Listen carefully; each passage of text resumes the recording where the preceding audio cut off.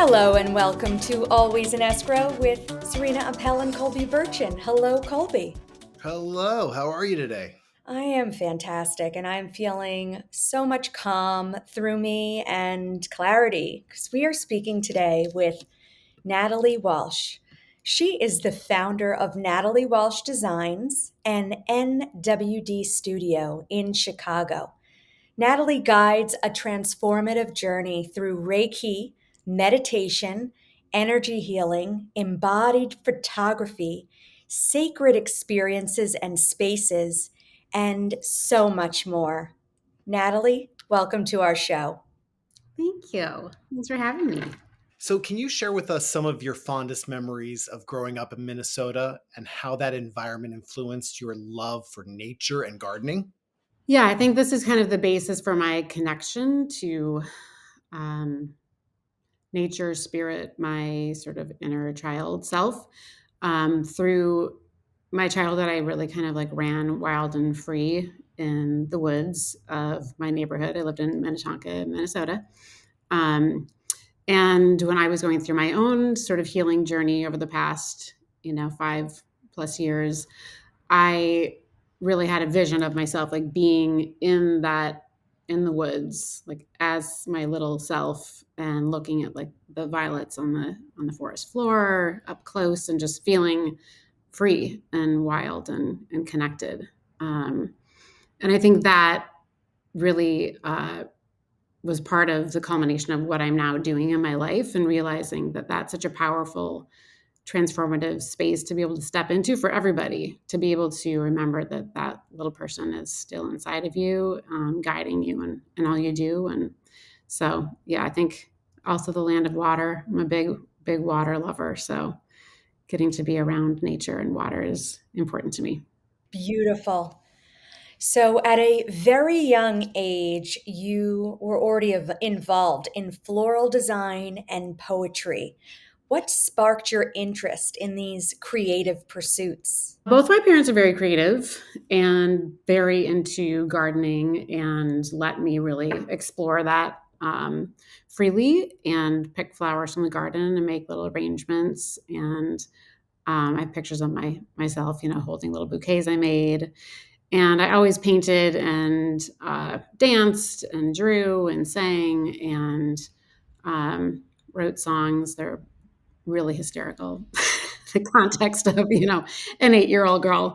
But yeah, it just has always been, I'm like a Renaissance woman. And what about that? Well, the early floral design, I know that you had a job when you were really young, working in a store, working with florals. Even back then, you were employed, if you will. How did that come about? I went very naively on Valentine's Day to visit my best friend who worked at a flower shop. Um, And we were 14 and walked in. So like, oh, can I see Heather? Is she here? They're like, yes, she is, but she's busy. Do you want a job, honey? It's like, no, I don't. Like, that's too bad. Come on in.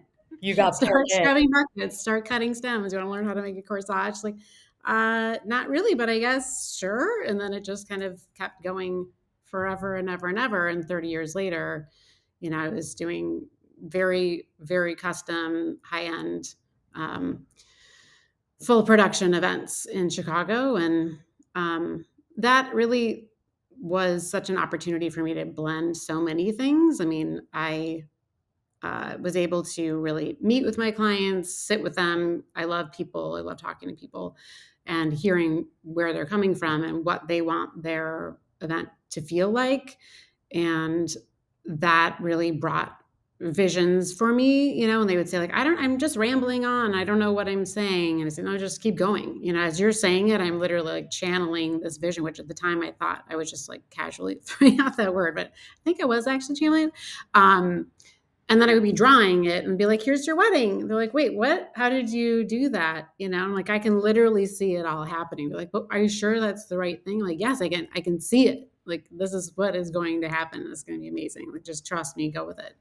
So it let me really do, spatial design, floral design, lighting design. I did everything from choosing linens, chargers, plates, chairs, any layer that people would let me get my hands on. Well, I had the pleasure of working with Natalie on a bar mitzvah that we had not too long ago. And though it's not your focus right now, it's always going to be a part of you. And Natalie and I spent some time and developed something that was just so perfect. It was definitely my vision. And, it's funny because now talking to you and spending some more time learning about your journey, your present journey, now I really know how we were able to click and then just like jump right in there. So she really helped solve an issue that I was having with this event and bring it bring it to life. And I just want to thank you for that. Oh, you're so welcome. Thank you. Natalie, how did your move to Chicago for college shape your artistic journey, particularly in transitioning from music to pursuing a photography major? So I came here thinking I was going to learn to do, you know, sound engineering essentially so that I could go back home. My dad had a recording studio in his home, and I was going to record my album and be a pop star. And then I came to Chicago and I took, one semester of music courses at Columbia College where I went to school, and amongst other things. And it was really driven towards a theatrical background. And it really wasn't my avenue. I wanted to, be a pop star and just sing. So I said, I'm going to step back and try something else. I also had recently gotten into photography, and wanted to paint too. So I thought I'm just going to take some photography courses and be a better photographer so I can paint from those photos. And within one semester, I was fully hooked on photography, had decided I wasn't doing really anything anymore in music outside of, my own journey outside of college. And then really just kept going at that. I mean, I think it allowed me to connect with people. And, I feel like Serena and I've talked about this, but people are, to me, just a part of nature too. And seeing them more as like sculpture or a flower or a mountain, or it just is a part of life to me. So capturing people's essence and their movement and their, truest self and like joyful, opportunities. Like I photographed a lot of dancers in college, and that was amazing. And then I also wrote quite a bit. So I was involved in a lot of poetry and had a couple poems published in college, which was fun, and continue to write still. So then really when I graduated, well, before I graduated, I started shooting interiors. Just happened that I had gone to high school with Nate Burkus, his younger brother, and I were pretty close. So Nate had moved to Chicago, was just starting his company, had me shoot interiors. And I really always kind of dabbled in various commercial jobs for photography, and fashion and portraiture and events, shot weddings, all of that. So in general, just loving people. So, with 30 years working in experiential events, how have you seen the industry evolve over the years? And what trends or changes have stood out to you? When I started, it was so much simpler. It was like beautiful flowers and a low arrangement on the table. Maybe there was some high, maybe there were some candelabras, taper candles, what have you. But it wasn't what it is now, which is so full production. I think it was a bit more driven toward tradition and toward the people and what was happening rather than what it looked like, and the perceived value monetarily of the luxury of the events. And that continued to grow really, through the internet. All of a sudden we could see designers around the world, see what they were doing, which was great for the rest of us to experience different styles, different looks, different rooms, different chairs, different, and then it became like, I want that chair.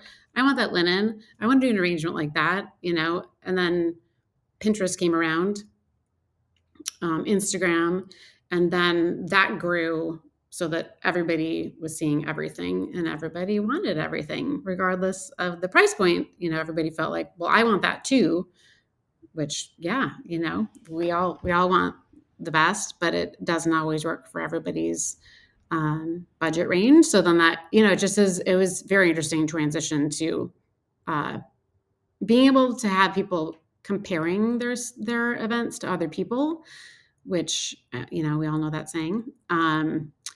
So I think that became more of a driving force, is people making sure that they like hit this mark, that they're impressing people with the visuals more so than necessarily what was, the sacred act of marrying someone, bringing these families together. Um, and then it's just really gone wild. I mean, everything over the last few years is suspended from a ceiling or walls of things, custom building rooms out, building tents, and creating these residential spaces within tents. So it's just really exponentially changed into really a very detailed full production set, more than just a celebration of marriage, and for other events as well. But I focus on weddings. So Can you tell us about your inner shift and experience towards spiritual practice?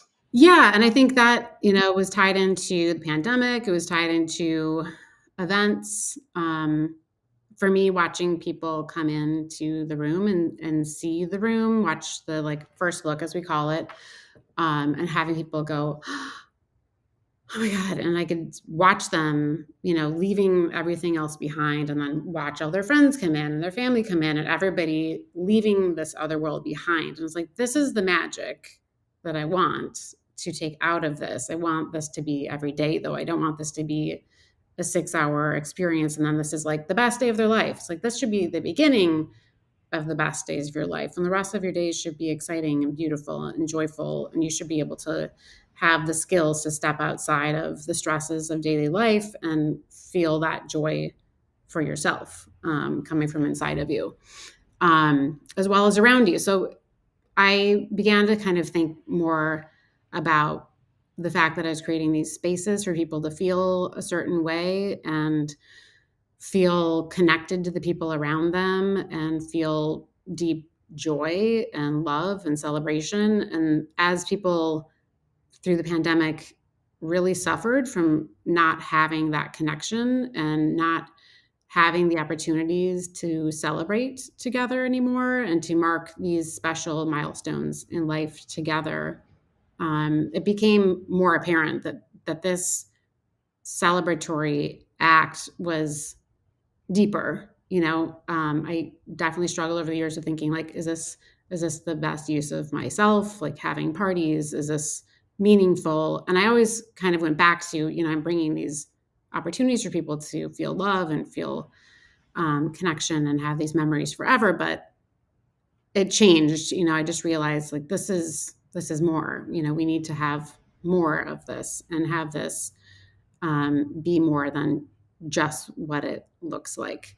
And then I had to stop during the pandemic from going full tilt 24/7 forever, for decades, to having nothing, happening and just on my computer typing away at the plans to come, and the plans to come as the calendar shifted and things piled up. And it was overwhelming to stop. I didn't know how to stop. I didn't know how to chill at all. And an old friend said, "You are still so fire. Right? You've got to learn how to relax. You should try meditating." It's like, I'm not going to meditate. I can't meditate. I can't sit down. I never stop moving. Like that's a joke. And he's like, you got to try it. Just go on YouTube and type in 5-minute meditation when you feel like you need it. And it maybe was a week later, and this is maybe summer of 2020. And I was like, okay, fine. I'm desperate. I'm going to do what he said. I'm going to type in 5-minute meditation and try it. And I was immediately hooked. And really then all the pieces just started to come together. I was able to listen to myself, to receive the messages that my body had been telling me for a long time of, caring for myself, which for most people, I think it's safe to say this is a struggle, but definitely in the service industry. We're not great at that. And we don't take time for that. We keep going, and it's a lot about caring for other people. But at the end of the day, it was, if I'm an empty vessel, then I have nothing to give to others. And so I began to really take a journey into myself and realize, how am I caring for myself? How am I listening to myself? What is my body telling me? I'm very empathic, and I finally had space and time to listen to the world around me and felt the guidance of energies around me, and just realized that the combination of gifts that I have could be used in other ways. And I felt like the world was suffering and was disconnected, and that everybody had hit this pause and didn't know what to do with themselves. And I wanted to help. I wanted to be of service in a deeper way and help people love themselves, create spaces that enrich their lives, that made them feel safe and inspired and held, and to allow that energy to overflow into their families, their workplaces, their celebrations, everything in life. And I believe still that that is how we're going to create this new world where we care for ourselves and care for each other and care for the environment. I think, first of all, your message is so powerful, because so many people can't connect with themselves. And just to hear you talk about it, I feel like our audience is going to be, well, wow, I could do that. You're getting that across. It's amazing. You're amazing. Oh, thank you. I mean, I feel like I'm a bridge from this other world I was in, where I felt like I can't do this. I can't let this stuff go. I can't quiet my mind. And still, I mean, a lot of people say, like, well, I can't just sit still and think of nothing. It's like, you don't have to sit still and think of nothing. That's not what it's about. It's about just allowing yourself to be, and to learn to continue to shed these layers of conditioning, of trauma, of whatever it is that you're carrying around that is old baggage that does not serve you at all and is only blocking you from moving forward and expanding and being your best self. Um, and it doesn't take forever. And I think that's the beauty of it. I think once people allow themselves to just sit and take a breath and learn, like anything else, is a muscle that we need to keep working on, that is actually pretty quickly very rewarding and life changing. Incredible. Okay, so your belief in love as the answer to everything is incredibly inspiring. How does this belief guide your interactions with clients and shape the experience you create for them? I think that just like people feel this sense that they're not able to sit still and they're not able to um, be with themselves. There was actually a really interesting study that Jay Shetty, who I love listening to, had posted, and I believe it was that most people, they did a survey, and most people said that they would rather receive an electrical shock than spend 15 seconds with their own thoughts. I was like, this can't go on. This can't go on. This is like also not that complicated. This is just like, we've got to learn how to just care for ourselves, and I was terrible at that before. So I think it's a lot of things. Learning how to breathe so that you can ground yourself. Meditation is key. Um, and getting out in the world. I mean, I during the pandemic became like a walking like addict, because it connects you to the world outside. It allows your body to move energy through you instead of being stagnant. It's great for your mind. 20 minutes of walking completely changes the activity of your brain. Um, so I really allowed myself to have that space. And I think that that's really where this is at. Because once you feel like you are allowed to care about yourself, and you're allowed to listen to yourself, and you're allowed to say, actually, I'm tired, or actually, I'm hungry, or actually, I don't feel like saying yes to going here tonight. It's all listening to yourself, which at the end of the day, the more you listen to yourself, the more you value yourself. The more you value yourself, the more you're going to continue to care. It's such a cycle of learning who you are, and allowing yourself to love yourself as you are, to forgive yourself for whatever experiences you feel you've had, I mean, I work with people and like, let's go, like, throat chakra, for instance, like let go of the things that you feel like you said that have hurt people. It's already been done. Like, let's let it go. Like, you learned the lesson, keep the lesson, let go of the burdens that you feel, whether those are burdens that were placed upon you by other people. Let go, forgive it, like moving on. Carrying it around it's not helping anyone. Um, so learning to breathe, learning to like grow through that behavior and learning to forgive yourself and others, knowing that they're just carrying around other people's stuff too. And then to just flow into who you are. I think that is, that's love. Like underneath it all, we all came from love. That's universal energy to me, for all of us, for nature, this sharing of energy, transference, support, through everything we do. If we can love ourselves, then we can easily love others. If we can care for ourselves, then we are more apt to care for others and offer a hand and realize that we're not all that different.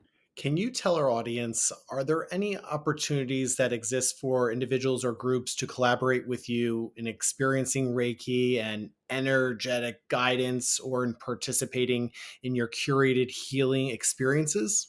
Yes. So I work one on one with clients, whether that's remotely or in my studio. I also travel to do events, and that can be, varying sizes of groups.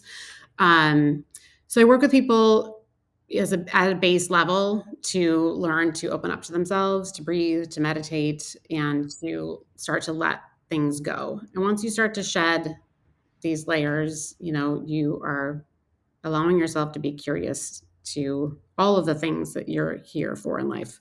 Um, and I think that doing that through Reiki is a beautiful way to just continue to energetically release things and welcome in what you're looking to bring into your life and what you're looking to let out of your heart, out of your soul, out of your spirit, what you came here for. Um, so doing that individually, I think, is really powerful, but also having the opportunity to do that with other people, again, provides community and accountability and safety. We're communal people. We're connected. I don't think that we're meant to live in these separate spaces, spaced apart from each other, without generational, you know, differences and lessons and wisdom surrounding us. Um, I think we need that. And I think that being able to create environments where you feel safe and you feel supported, amongst people who also are seeking to let things go and live a different life and shine their light. That just continues to amplify that feeling exponentially. So whether that's a group of a few women that want to get together every month and create this accountability group and go through Reiki and meditation and setting intentions and releasing things, that's great. But also I put together custom retreats and custom activations for private groups and corporate groups, really on a sort of a la carte fashion. So people can do meditation, Reiki, yoga, sound baths, plant medicine, nutritional activations. So anything that feeds the soul and helps people to really radiate and shine the best light and let go of what's holding them back is what I want to offer the world. And I want to make that easy for people. I really kind of had to hunt and peck through finding people when I was on my healing journey. And it was beautiful, but it definitely required more work and space between. And I want to help people to just feel at ease and feel like all they need to do is show up, you know, and let us know what the intention is, and this collective community can help them create this portal of like peacefulness and purpose to step into. So I really love providing that for my clients. The events do not stop, and I can imagine all of the details and so much thoughtfulness goes into that because it's coming from you and your background and your awareness already. Plus, you're so intuitive. I mean, you're using intuition with the individual. It's really so special, your approach. Thank you. So you've described your photography offerings as divine feminine. Can you elaborate on what that means to you and how you infuse your work with this quality? Absolutely. I did a lot of, as I mentioned, dancers and also nudes during college, and I feel like I sort of arrived now at this place. I'm 47, and over the past couple of years, I've kind of returned. It's like my life went sort of full circle, and I realized that the women I was photographing, 18 to 25, for instance, really struggled with the same things about their bodies as women do now. And it's like, this is not good. We've got to love ourselves. These bodies carry us through life and put up with so much. Having babies, having all kinds of things happen to us. And then we still are not loving them. We're still judging them. We're still feeling like, oh, maybe tomorrow I'll like my body, or maybe if I get a trainer, I'll like my body, or maybe if I stop eating X, Y, and Z, I'll like my body. It's like, this is not helpful energy. We should just be able to feel free, and feel like we love ourselves. So I started working with women again and doing nudes, and it really is like a different activation to step into embodiment and feeling like, oh, this is my body. I can do whatever I want with it. I can run around on the beach naked and love myself. That's my right to do that. And then that kind of grew into creating sort of a culmination of nature and nudes coming together. And then I create custom patterns for people. So it becomes like a textile or wallpaper sort of project for people.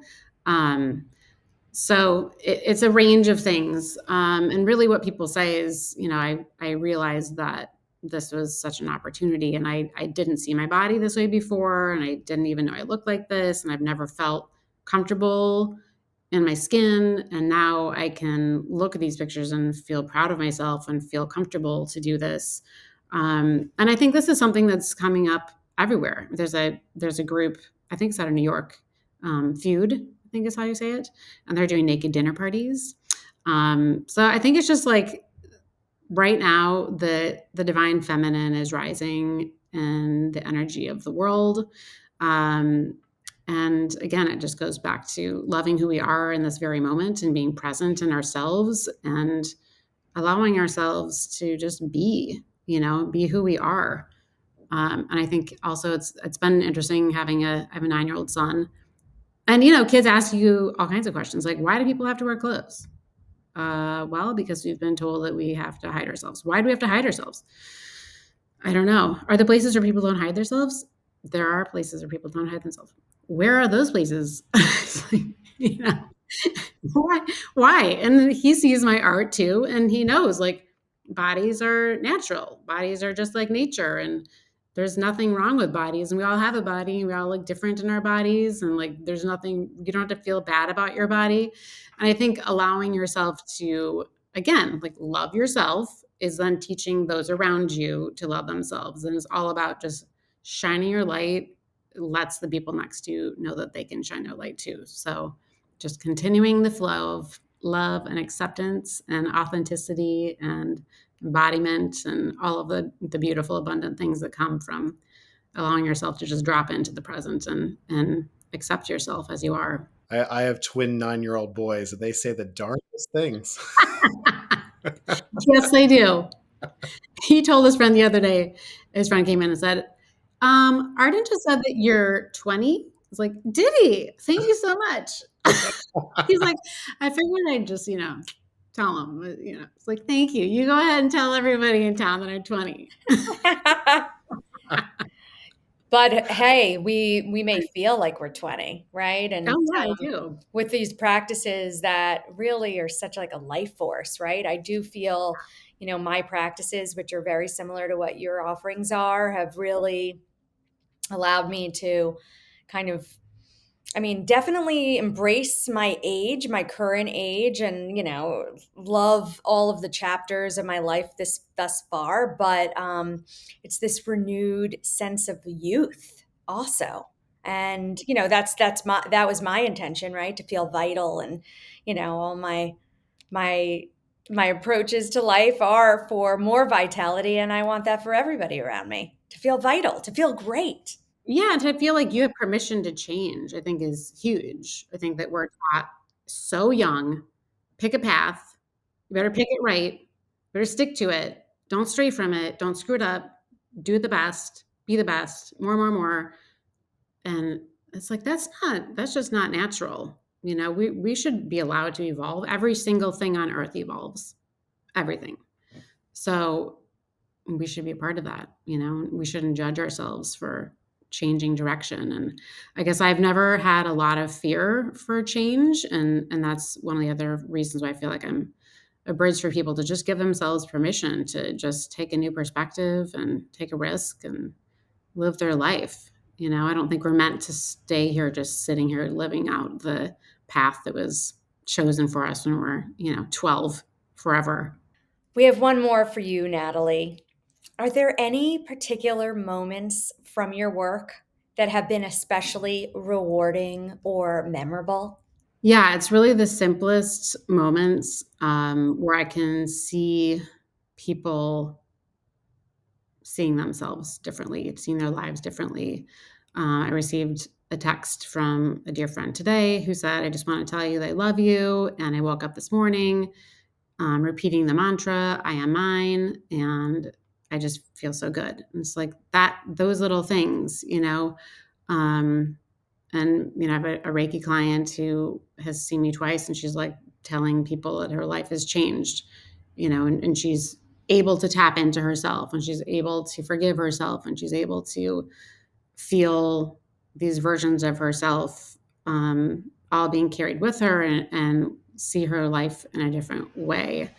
Um, it's those moments where I know that people are being able to let go of suffering and embrace possibility and love themselves without feeling ashamed of caring for themselves, and seeing how that affects them in their personal lives and in their business decisions, how they're able to expand creatively, or how it's improving their marriages or friendships, or allowing them to see what doesn't fit anymore. I mean, it's like little granular shifts that become bigger every day, and being able to be a part of that journey with people is massively rewarding for me in a very different way. I mean, it's very externally motivated, really. In what I did before, it was very much like, did this succeed? Does this space look beautiful? Are people happy? And that was kind of how it went every weekend of my life for years. And now and I've, just watching this evolution of humans feeling better and feeling empowered and connecting with each other. And while it is sort of externally motivated, it also is just serving everybody, which is really, really beautiful to see. Natalie, so tell our audience, how can people find you and connect with you? So they can find me on Instagram, Natalie Walsh Designs, or my website, nataliewalshdesigns.com. And I am very much a custom gal. So any type of activation or healing opportunity, I'm very creative, and look forward to every challenge and opportunity to help people grow. Amazing.